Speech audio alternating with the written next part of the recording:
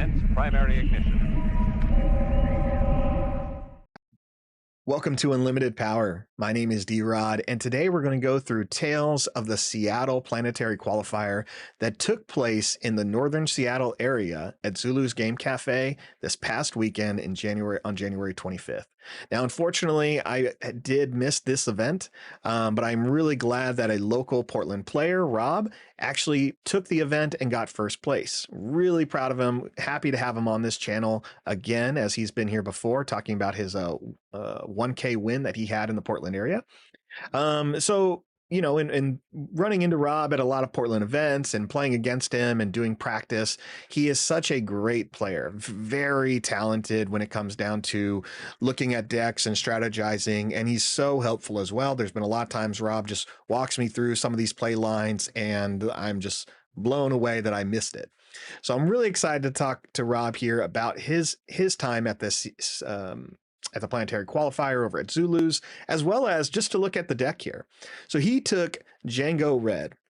Now, Django Red is obviously a very fun deck, and we're seeing its popularity grow, but we don't see as many of Djangos as we see Hans and Sabines, especially in the Portland area.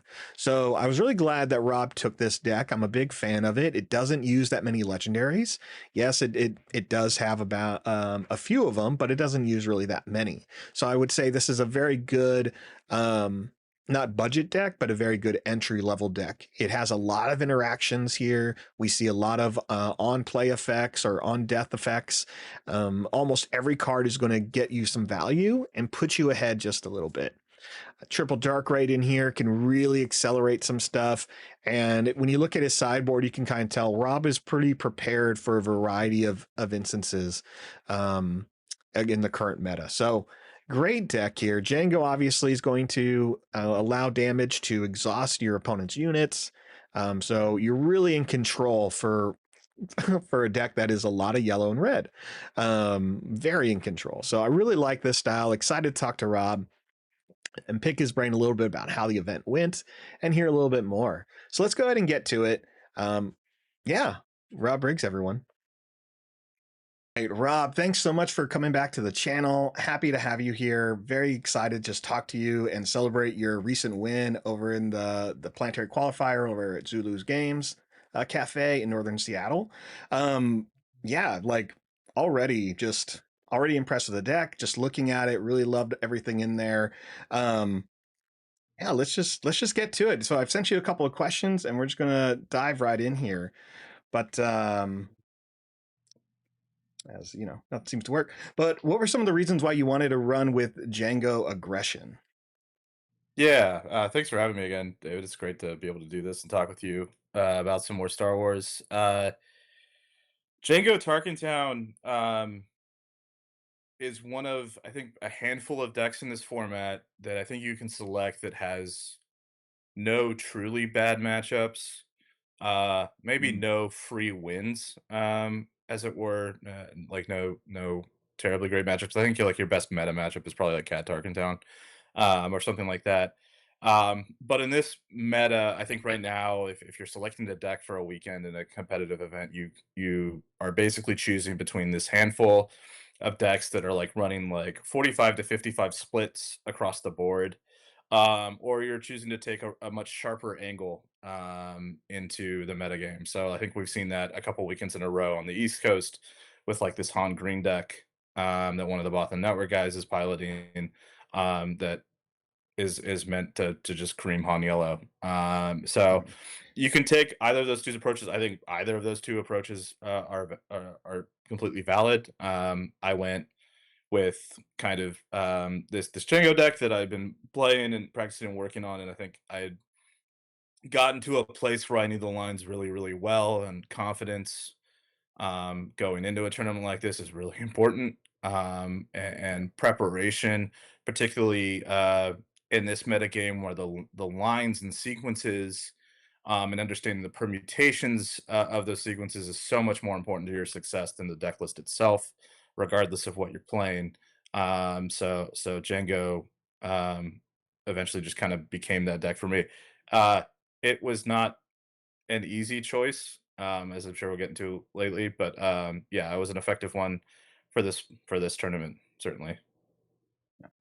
Earlier used a term. Um, I'm sorry, I already forgot, but it was a sharper deck or a deck essentially like as we mentioned the Han Green one.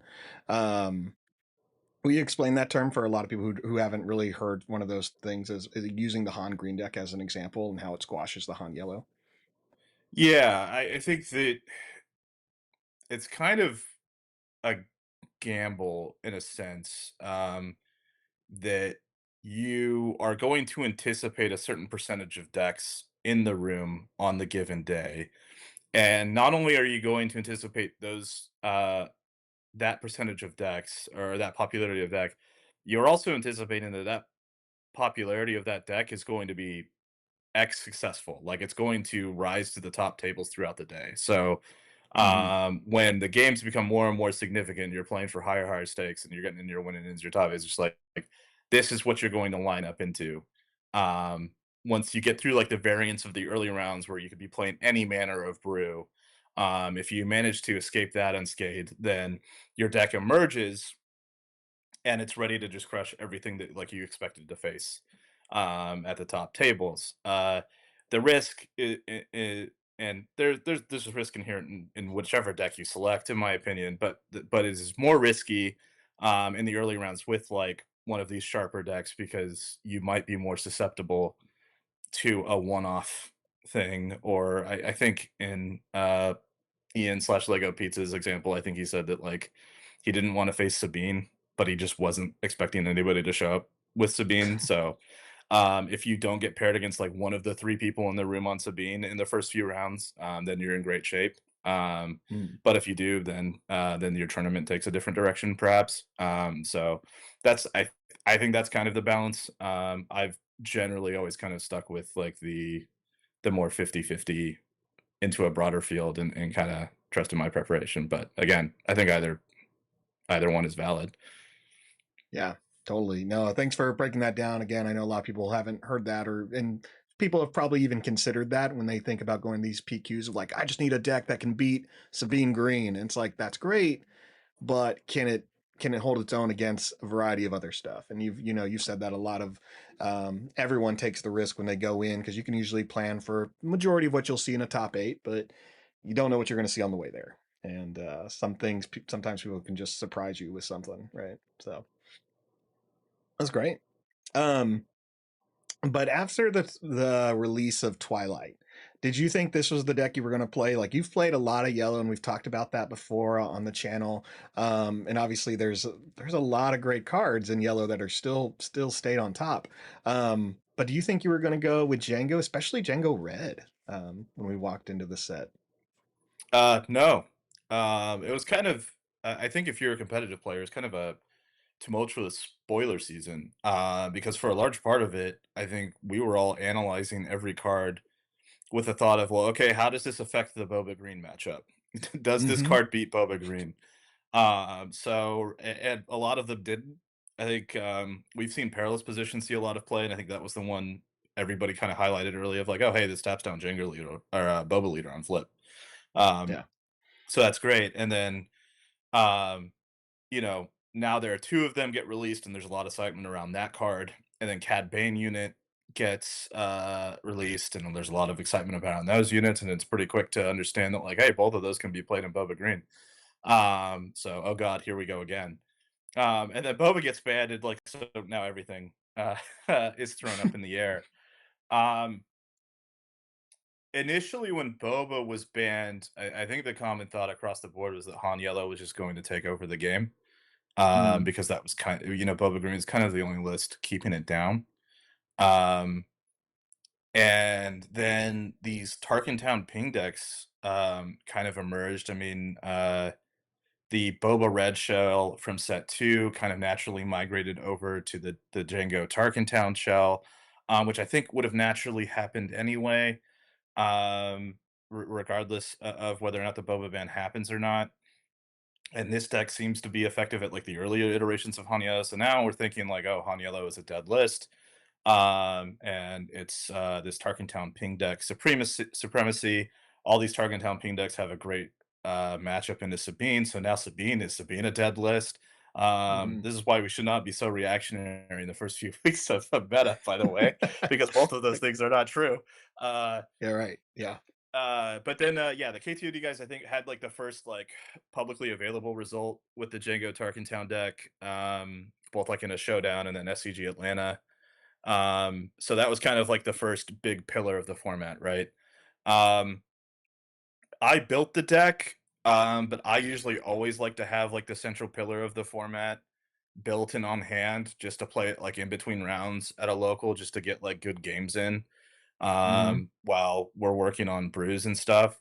But yeah, early on in this format, I think I was just messing around with a bunch of different iterations of Palpatine because I was thinking, oh man, if no one's gonna play Sabine, then Palpatine has like a free lease on everything.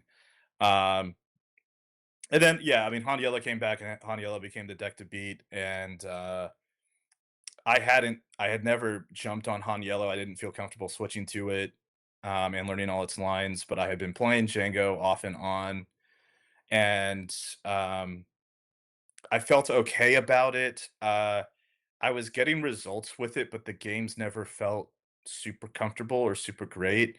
And I also Mhm. knew that there were some matchups or like some cards where I'm like, man, if my opponent had this or if they were playing this, I'm not sure I get there. So I was a little uncertain. And then when the swoop racers in Poland cracked one of the Poland PQs with like on the doorstep and the extra one drops, that kind of Yeah. unlocked it for me. And then, I mean, that was those were, I mean, such ingenious additions. And from there, I think like the confidence in the deck spiked, and I just kept grinding Han Yellow over and over and over again to make sure I just knew the matchup really, really well and could get it to like hopefully as 50-50 as possible and hope we can carry from there.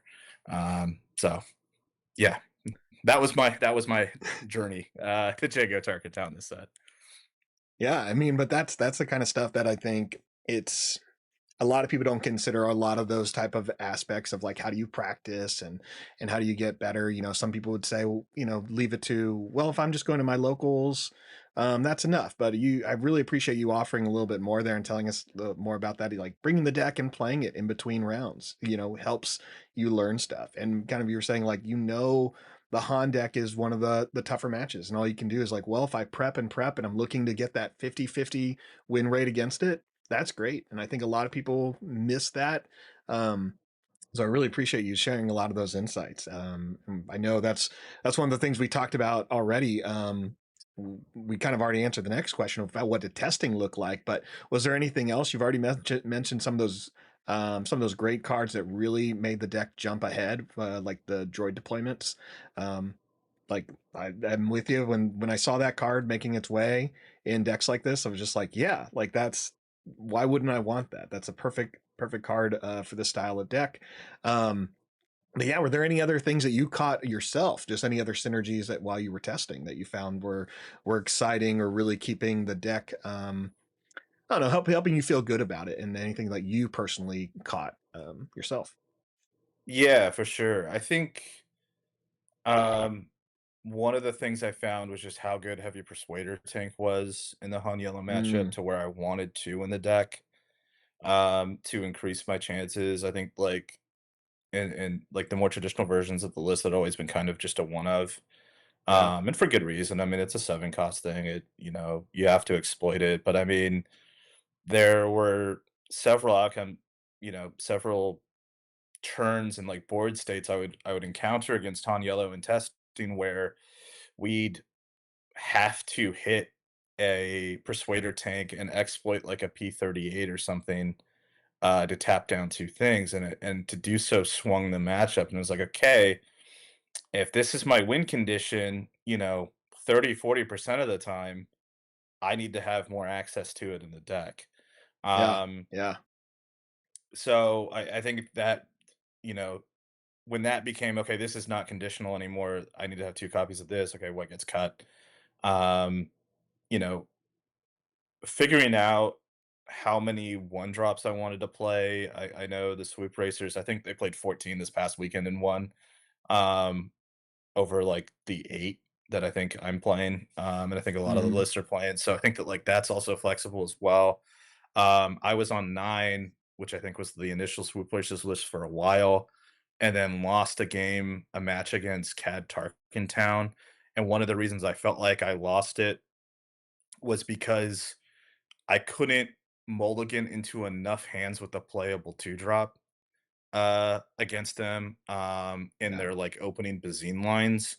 Because you don't want to play 1-drops against them at least early. Later they're fine once you have like your lurking tie established. So that kind of got one cartel spacer back in the deck, and like that also had like some game into Sabine stuff. So I was like, oh yeah, I like having this card that taps without pinging or without Yeah. needing Django. Like it's just a nice little card to have in there. Um, Geonosis Patrol Fighter was a card I think I wanted to add to the deck very early on. I think before even it became popular. But it stands to reason why everyone else found it too, because the card is just insane as like an exploit Mhm. bounce and putting a card to the board. I mean, it does everything you want to in the deck. I'm incredibly high on it. I know again, I'm doing a lot of comparisons to the Polish list, but I think that like it, I think what we're going to discover in this interview, there are a lot of different ways you can build this deck, and I Yeah. think it's just a matter of like enjoying the lines you create with the list that you've made, and understanding how everything operates. So I'm still very high on Patrol Fighter, getting to exploit a P38 to ping and tap something down and then bounce another threat, usually turns the race in your favor at various points in the game. And just having something to exploit, even just exploiting a Ruthless Raider, sometimes it gets the extra 2 damage points for lethal. So Yeah. those things are really important. Um, the events in the deck, you have to have a number of events in the deck to turn on ISB agent. On time, and so I think 14 is like the minimum, and some are locked to the deck. Like you're always going to play 3 Surprise Strike, you're always going to play 3 Triple Dark Raid. So everything else in the deck, kind of becomes really tight. Um, I made the decision to run only one No Good to Me Dead main and just be and bring the rest of the complement of them in post board, and hope that like I can grab the second 2 games if I am a little bit weaker, into the decks that I need to tap down for an extended period of time, like on yellow. But yeah, there were a bunch of different like small divergence points like that where I think it was just like one card in, one card out. Um, I think the sideboard. I think my main deck between Portland and Seattle didn't change at all. The sideboard changed like 2 cards to give an indication of like how deep into the lines and like preparation I was to like where I did not want to mess with the list so much without more time Mhm. to test what else changed and diverged. And if I fiddled with it too much. But yeah, that's where we wound up. And yeah, did the job. Yeah, because between the Portland and the Seattle Planetary Qualifier was just a week. So, there Yeah. wasn't a whole lot of time to play test a little more of those changes to make, anything larger. Um, yeah. Well, yeah. That's great. You're definitely sharing a lot of helpful things, and you said something I really enjoyed there, which I think is key for a lot of people. There's a variety of way to play a couple of decks. I play a lot of Boss Green, and there's a couple different directions you can go with it. We're looking at Django Red, a couple of different play styles you can go. But you kind of said it where it's best to find the lines of play you enjoy with the decks. Because you can definitely like have like a great deck and have the lines and it can feel a little boring, but sometimes it's just some of those other ways of just like, but I really like this synergy. I really like when I can make this work. And this usually gets me to where I want to be, which is the win. And I like that because we're always going to have to make those decisions of like, which both these cards kind of do the same thing. They're both situational, but sometimes it just comes down to either what situation we're going to see more or what am I really going to enjoy more? Like what's going to be satisfying on the table. And it already sounds like there were some great, satisfying moments for you playing this deck. And I'm excited to hear it. I'm definitely excited to hear if you surprised anyone with certain bounce effects or even just, exploiting your own Ruthless Raiders. Because I think that's always a fun thing to do to people. But yeah, let's talk about the planetary qualifier for that day. So, um, going to Seattle, there it was definitely a packed house. I know that. I believe you had 108, I want to say, 110. I heard Uh, 114, but yeah, same 114. difference, Okay. really. Yeah. But yeah, that's one of the few places up there that can host a lot of players. They do a lot of big events there for several TCGs. Um, but yeah, how this is a question not prepared for, but how overall was the event for you? Did did was Zulus great, player community great? Those just those outside factors, not part of the actual tournament, this per se. So, Yeah, I think on the whole, the tournament organizers we have here in the Pacific Northwest, both at Guardian, for the Portland PQ, and then up in Seattle for Zulus, they're all amazing. I mean, the support from our LGS community at large, and I think the tournament community and the competitive community is amazing. So I think especially going from like the set two PQ, where I think in round one, I think player space was definitely a concern that they resolved in the very next round, which we're all grateful were. They were incredibly responsive to that, and then going into this PQ, not an issue at all. Had good. plenty of space to play, which was great. Again, and it shows how responsive everyone is to player feedback and wanting people to be comfortable and excited to play in these spaces. On top of that, like the additional price support is solid that they're handing out at these events. Like, it can definitely feel like for these PQs right now, it's very much all or nothing. You win or you don't get anything. You lose. Good day to you, sir. Um, so I think it encourages more people to show up and play. Like, hey, more people are going to come. Yeah, If you come out here, more people are going to, get stuff, especially if you do well, even if you don't go the distance. And I think that shows, in the numbers. Portland went 128, sold out. And then, yeah, I mean, Seattle in the triple digits as well. So obviously, you know, we're crazy about this game up here. And yeah. it's good to see that reciprocated by the venues themselves as well.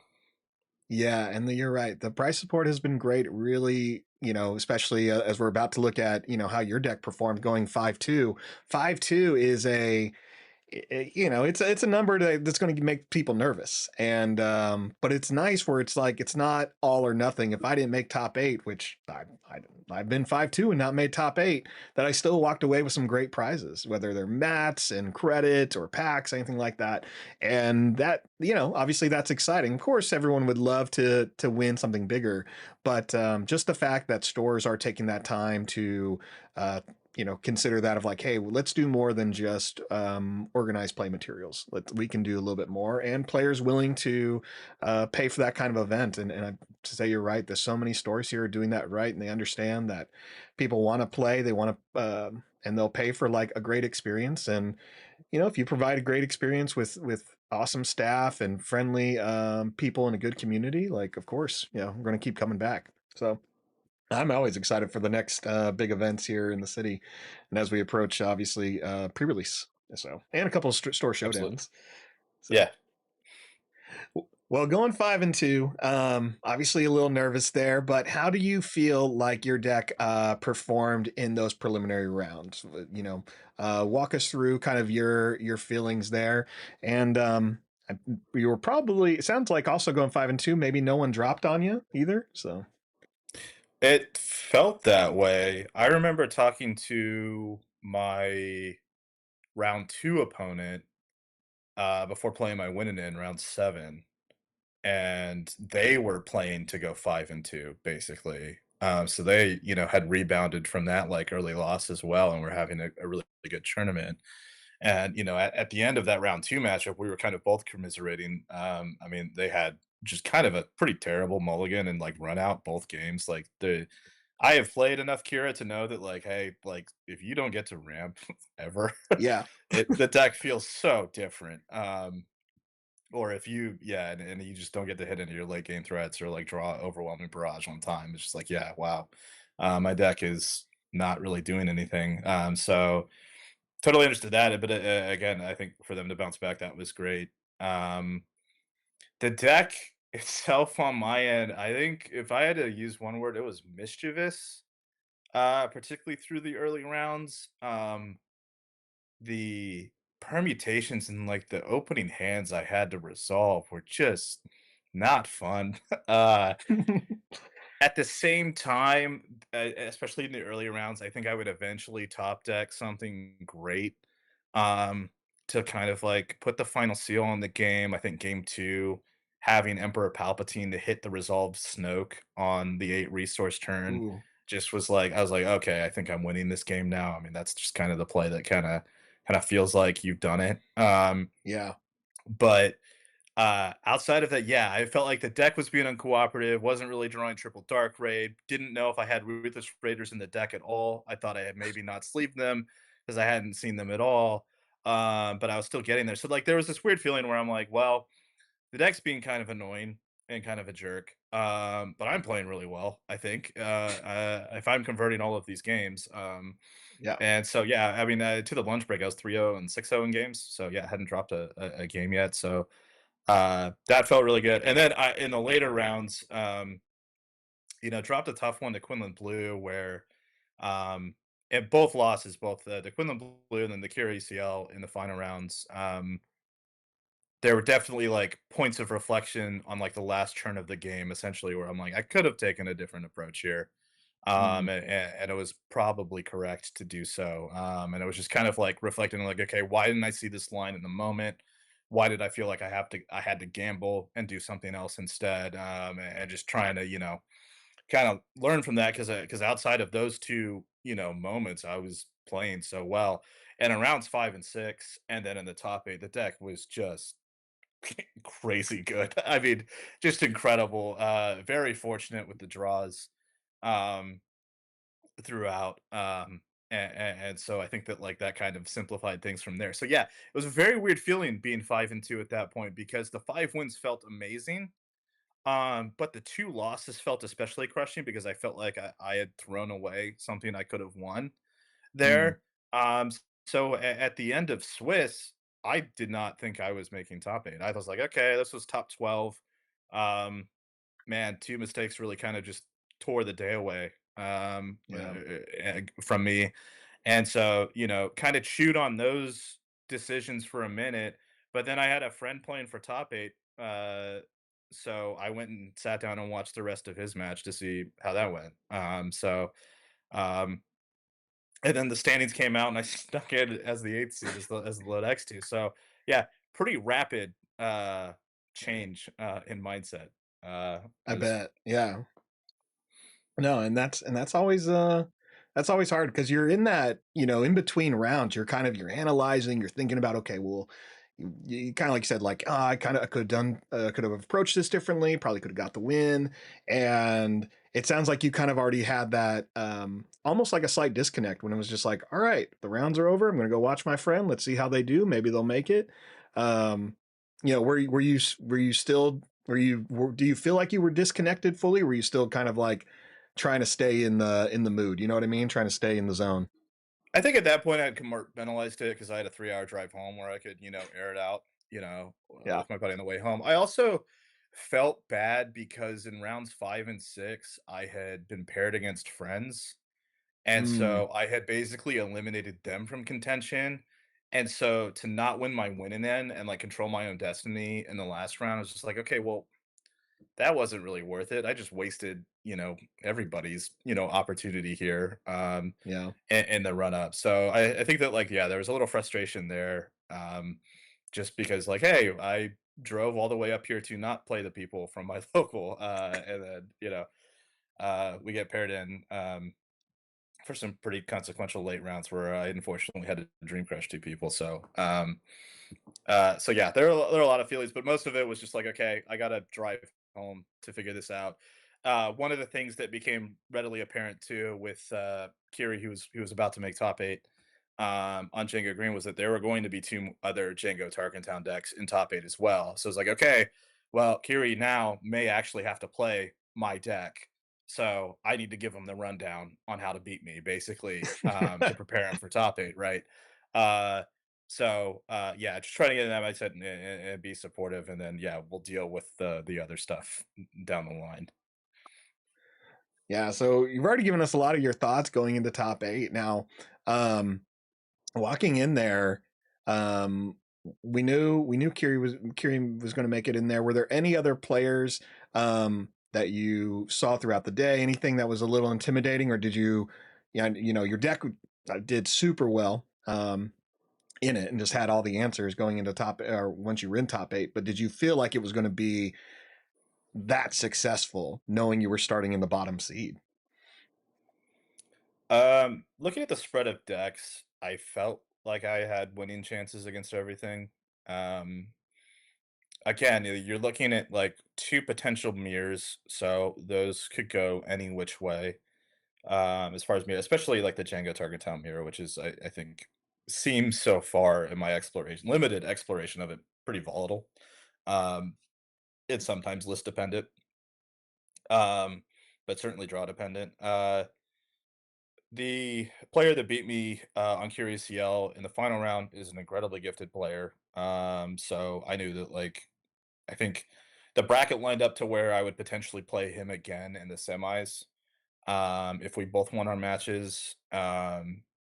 But you're gonna have to beat good people to win these things. There are a lot of Yeah. really good players in this area, so it was just kind of like, okay, you know, it's gonna be a good match.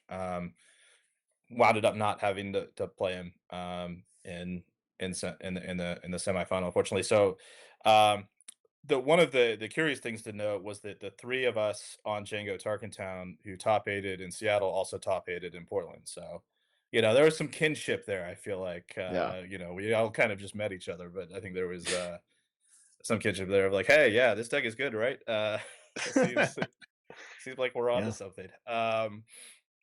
So yeah, got the mirror in the quarters, um, and um, would Was you that like the me to deck do that like stood out, or the? some breakdown of it, or just No, I'm quickly just more, just go through it? yeah, more curious on like not really a breakdown, but what decks or which match stood out to you the most in the top eight?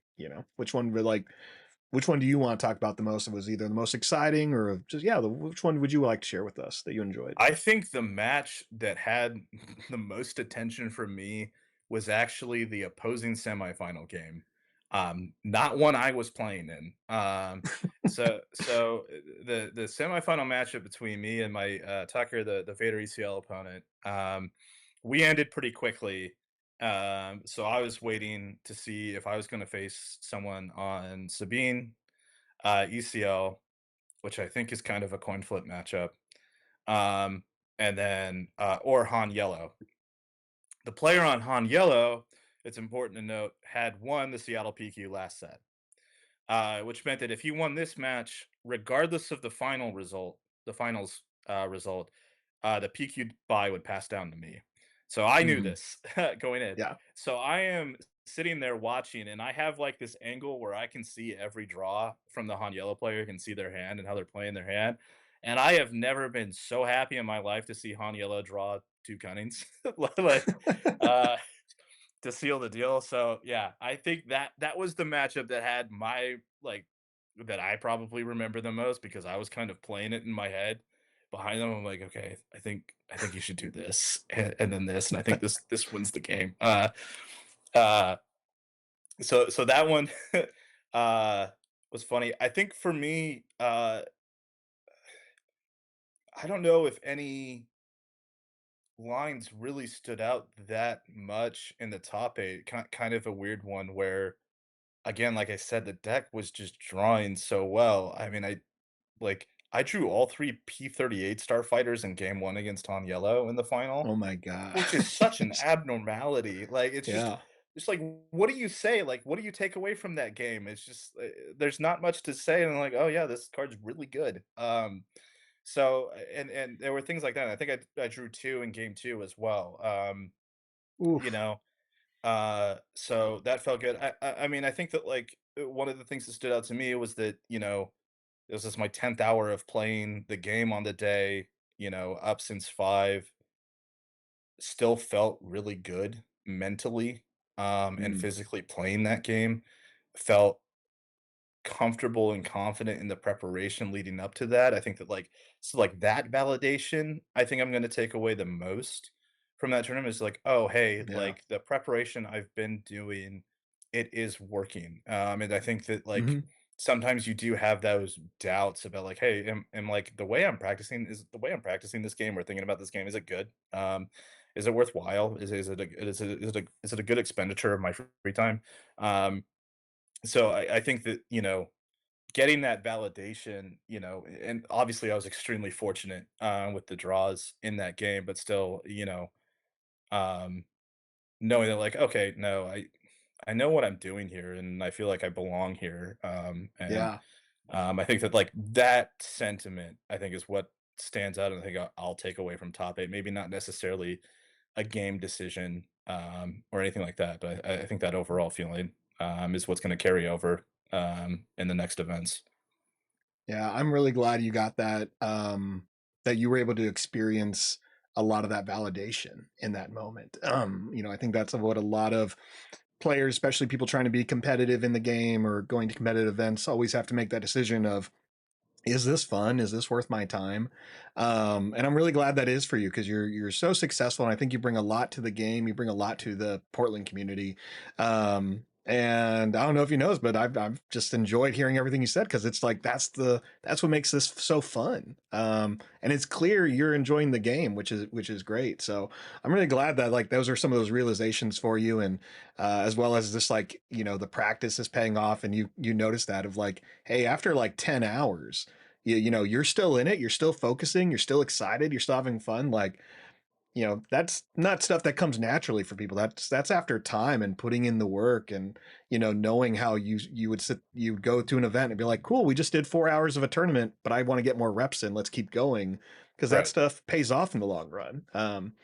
Not, we don't have to go further into it, but I mean, I know you and I both see it so many times at these big tournaments where people are like, "Oh, like this is still going. Is there a food options or stuff like this?" And like, people Right. never think about those extra things of like, "Well, did you sleep well? Did you pack snack? Are you drinking water? Are you eating food?" Like, this is so much of like a mental stamina game at these big tournaments, and the more practice you put in, the better. And you doing both, right? Strategizing, deck building, and just putting in the hours.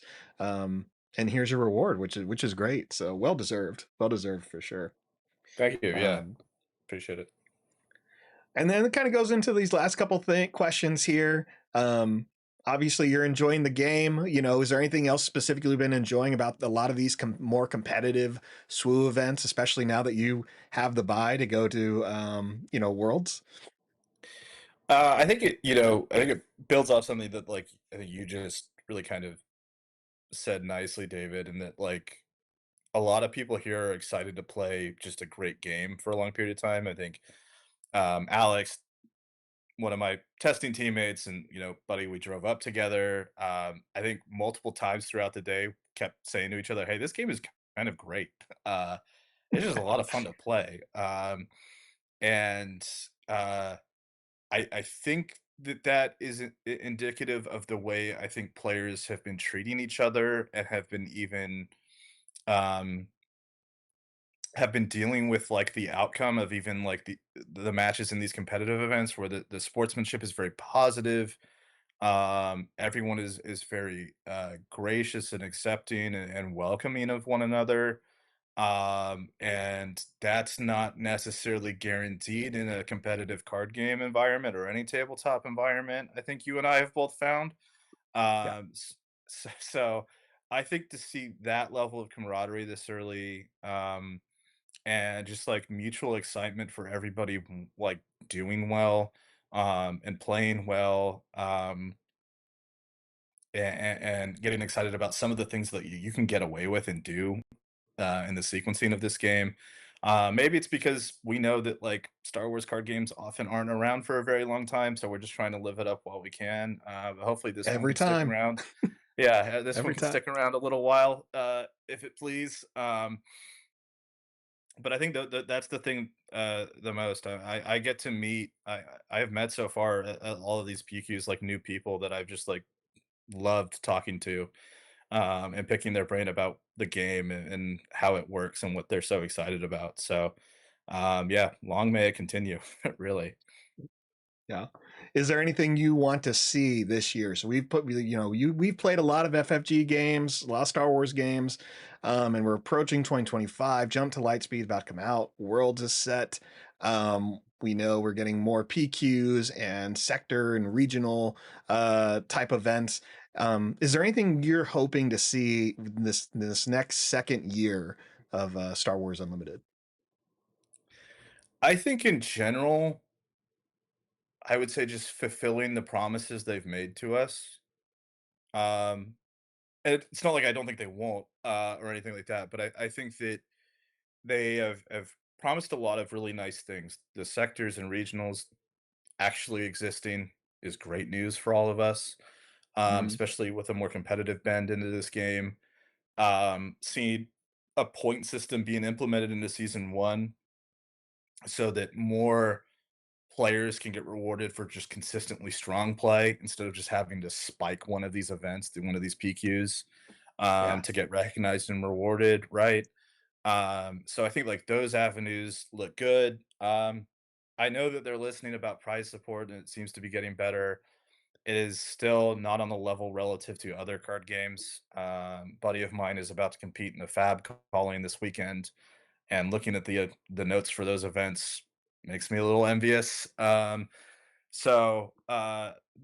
a way to go there. They've acknowledged that. I think like the participatory stuff you get for just competing in the regionals and sectors, which is like I think like pretty surface level stuff of what we know so far of those events, bodes well for the kind of treatment we're going to get at Worlds and Yeah. beyond.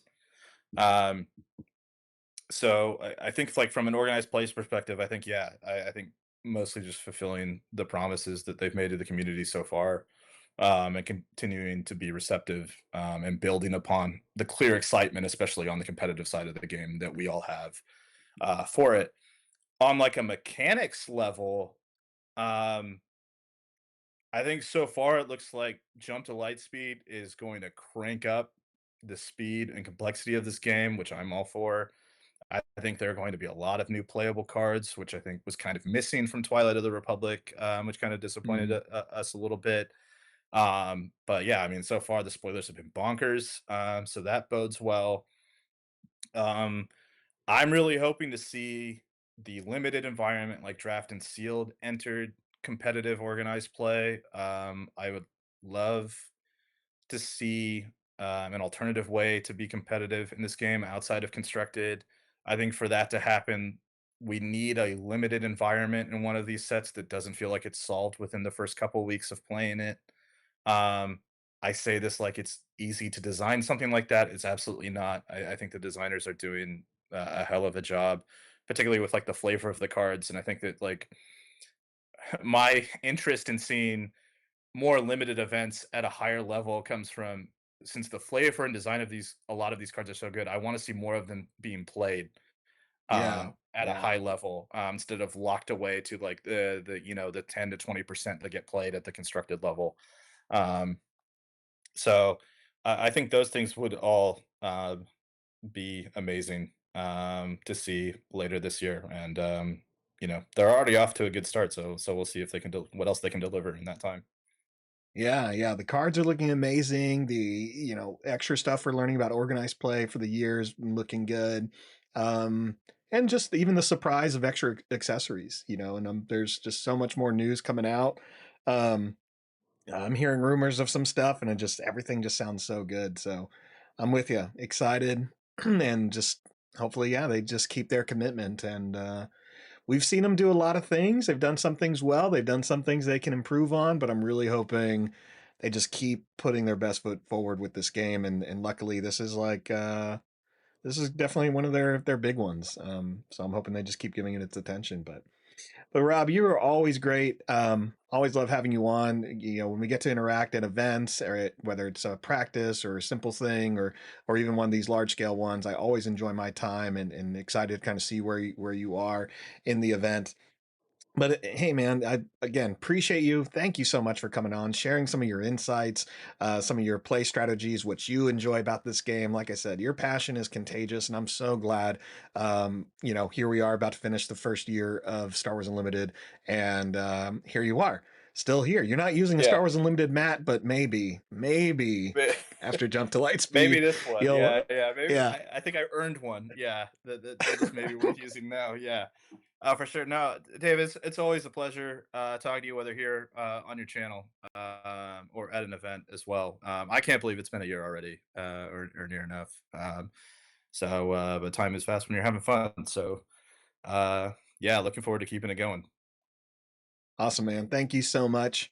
Um, Thanks everyone for watching, for taking a chance to listen to Rob. If you haven't checked out his earlier interview, please go and check that out, and you can hear a little bit more of his insights and when he took Boba Yellow to a 1K event and took that right after Set 2 released. So lots of content here with Rob, lots of great advice, and definitely a lot of things we can share and enjoy about the game. So again, thanks everyone for watching.